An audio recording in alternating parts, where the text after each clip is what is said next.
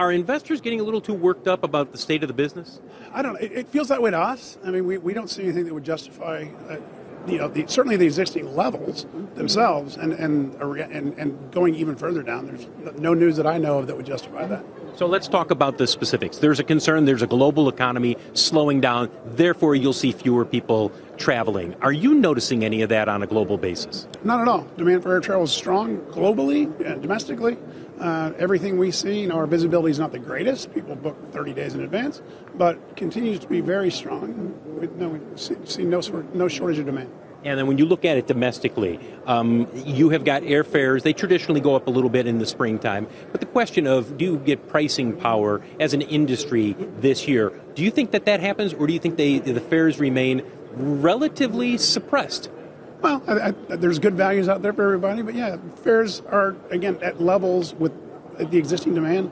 I don't expect you'll see fares get any lower.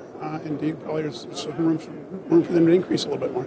And one last question, because we hear a lot about this with the transports under pressure, this concern that margins are going to start to be squeezed a little bit here. You're not seeing that, though, correct? No, not seeing that at all. Indeed, we have guidance for the year that has our EPS up 40% year over year. So we're that could obviously change as actuals come in, but everything we see looks great. Are we getting into one of those phases, you and I were talking about this backstage, where as an investment community, people may be watching CNBC, or investors, we're talking ourselves perhaps into expecting bad news? Yeah, I don't know. I hope not. Again, all we can do is look to what we see.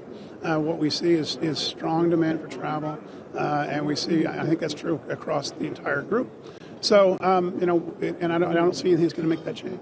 Doug Parker, Chairman and CEO of American Airlines. Guys, the reason we're talking, we're going to send it back to you guys.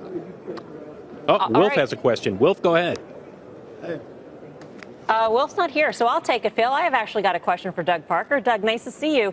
I understand the notion that people don't generally book flights more than 30 days in advance, but you're in the business of forecasting as well for investors. So typically, what do you look at? We just had a guest on who follows the transport sector, and while it's different, air freight and moving people around, air freight typically tracks PMIs very, very closely. With the drop in PMIs, we see a drop in air freights. Are there certain indicators that you're looking at right now? Yeah, we are a cyclical business that does move somewhat with the economy. We generally look to GDP and GDP forecasts, which again, everything we see is pretty good.